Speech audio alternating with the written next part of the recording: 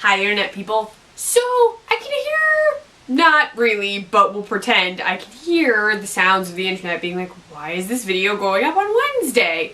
Also, don't Riverdale reactions get their own videos and you don't normally lump them into Fangirl Freakouts anymore? Also, what's with your hair? Why don't you have product in it? Also, that shirt has nothing to do with this video. Why are you wearing it? Okay, variety of good questions. First off, I have been exceptionally busy and like unexpectedly very busy.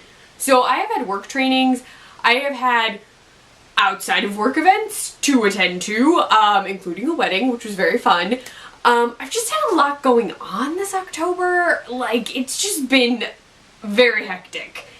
Some good hectic, like lots of good things have happened. Like Chris came to visit, it was a really great weekend, we spent 4 days together, it was really, really fun.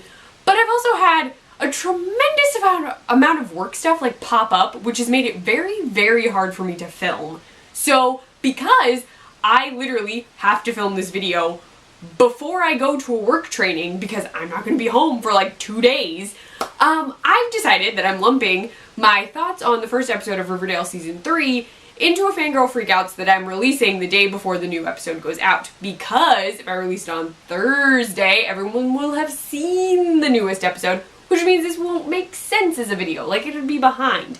I've also decided that going forward for this season of Riverdale, I'm going to watch a couple episodes at a time, or a few episodes, I'm not 100% sure, but what I'll do is instead of doing a separate, like, each episode Riverdale reaction because of scheduling, I'm actually going to wind up doing a video where I talk about a few episodes at a time. It'll just be a Fangirl Freakouts video that I either know as an RR video or Riverdale reactions video, like in the subtitle.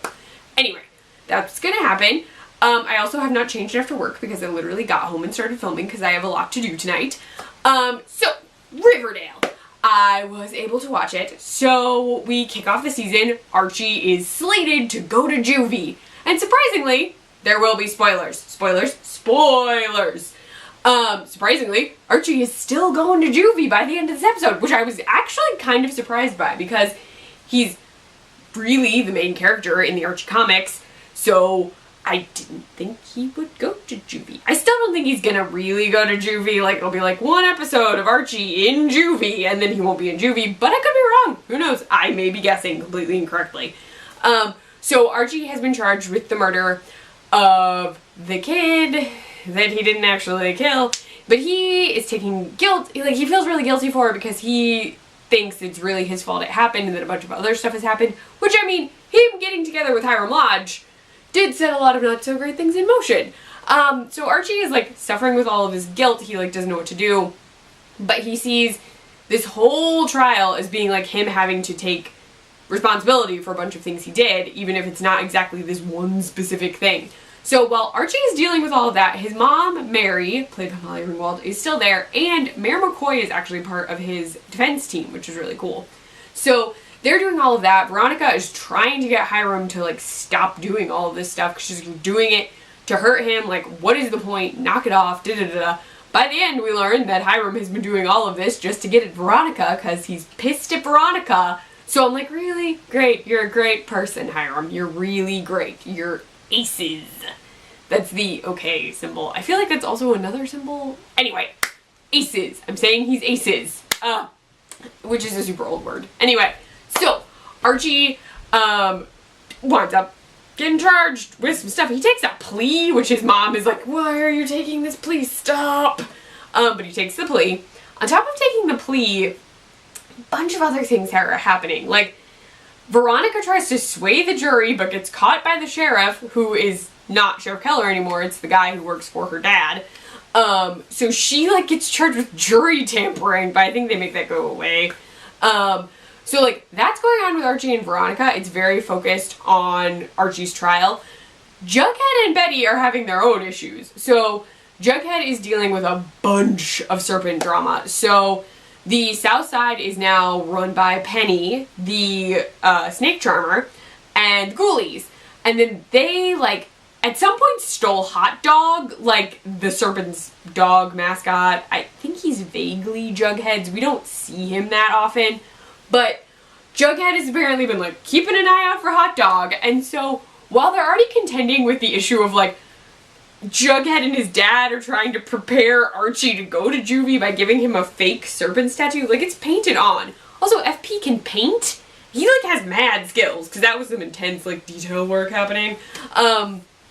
He also had to wear glasses, which made me chuckle. But, like, FP's out of the game. Like, he's helping out, he's doing what he can, he's prepping Archie. But, like, Jughead complains to him about all this crap that's going on with, like, the ghoulies have decided that the north side is fair game. And he's like, well, like, screw them. Because they have a target on Betty. They want to go after Jughead. They want to take out the serpent still. Then, the one thing I did not anticipate is Cheryl is a ridiculously loose cannon. We learned that Cheryl and Tony have been cross-country motorcycling, which I want to see. Do we get a short? Will we get clips? I want to see it. But they've been cross-country motorcycling. Cheryl throws a party, invites everybody. And then she, like, wants to raise hell. So she winds up shooting a ghoulie with an arrow, and she's now, like, Jughead's sniper woman. Because she's literally, like, holding an arrow, like, trained on the ghoulies. And at one point, Jughead says, point it between Penny's eyes, and she's apparently just standing in the flatbed of this truck, just waiting to shoot Penny in the head. And I was like, oh my goodness gracious. So Jughead was not prepared for Cheryl to go, like, Robin Hood-tastic on everything. And then Betty has apparently become addicted to Adderall. So her mom and Polly have joined a cult.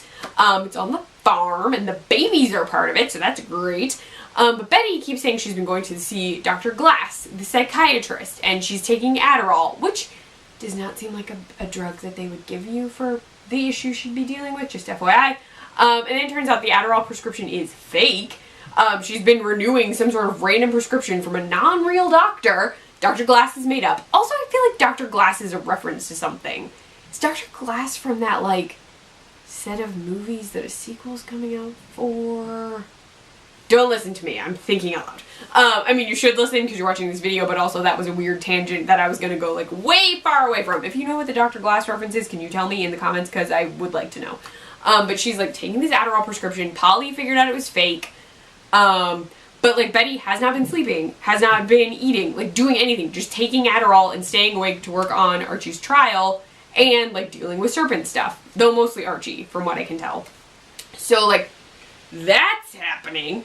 Then, like, with all that going on, Dilton, who I assumed would not be around, really, he totally goes to Jughead to tell him that there's something called the Gargoyle King, and he's like, it's not really a role-playing game, it's real, he's real, the Gargoyle King! I'm a little exaggerated, but he also was not acting okay. So, like, Jughead leaves him at his place, comes back, finds all this creepy junk, like, pictures, details, maps, weird sigils, like very Lovecraftian creep happening. He goes out to Fox Forest because that's where it looks like it is. He sees this creepy skeleton statue and Dilton is dead. Like, drank poison, but his friend Brian is alive. Brad? I feel like it was Brian. And so Jughead, like, is trying to save him, but is trying to figure out what is going on, and these weird symbols are everywhere. They're also on the Welcome to Riverdale sign. They're just in weird places. And somehow Dilton and Brian, like, carved them on their backs. I'm sure they carved them on each other's backs. It makes sense, I'm sure. But, like, what is happening? What Cthulhu nonsense is about to pop up in Riverdale?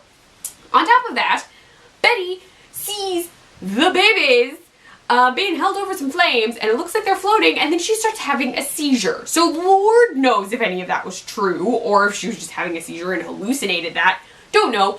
Really worried about Betty's, like, mental well-being, really all of her well-being if she's been addicted to Adderall and not sleeping for 3 months, because that's great. So no idea what's going on with her. The only other, like, major thing that gets mentioned, is that, okay, well, to sort of, I don't know, Sweet Pea and Josie had a fling over the summer, and that's it, that's all Josie wanted, just a fling. Then, Kevin and Moose are going to have by Halloween we need to lose our virgin. I don't quite get what this pact is, because to my knowledge neither of them is a virgin. I'm assuming it's a pact that, like, if you haven't slept with anyone by Halloween, we're sleeping with each other. But it seems like a weird pact to just on the fly make it a pool party. Just saying. So yeah, lots of random stuff. Archie's going to juvie. He's also been having trippy nightmares. I don't know if they're connected to the Gargoyle King. I do know that in tonight's episode, we're going to learn some more about the Gargoyle King, I hope, because that's what it looked like we were going to get. So yeah, I don't know. I like that there's creepy magic nonsense happening, and I feel like it's to prepare us for Sabrina, even though it's not really like a crossover series. It's like a spin-off kind of sorta-ish. But I don't know. I just, yee. So yeah, I liked the the premiere. I'm curious to see what comes out of it as the season progresses, especially because everyone has a lot of nonsense happening. And with Jughead in charge of the serpents now, he's gonna have more to do. But he may really need to go to therapy, like ASAP. And then Veronica disinherited herself. She was like, you no longer have a daughter, so she's not a lodge anymore, maybe? I don't know. And Hermione's the mayor, so whatever. There's a lot happening. I also want more Choni. Choni. I always say Choni. I don't know what's right. It's probably Choni, but whatever. So I'm just excited.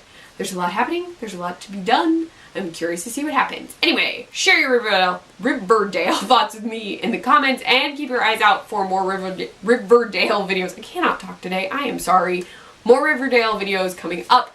They'll be sporadic. It will happen within Fangirl Freakouts, but I'll probably try and post them on a Wednesday or a Friday, depending on how those work out. Typical Fangirl Freakouts will still go up on Thursdays, but if I do a Riverdale themed one, it'll be a Wednesday or Friday. Anyway, there you go. Share your thoughts below. You can find me on Twitter at CliffNotes, on my blog, cliffnotes.wordpress.com. I work for the Nerdy Girl Express, thenerdygirlexpress.com, and to kind of sort of run their Snapchat, the Nerdy Girl EXP.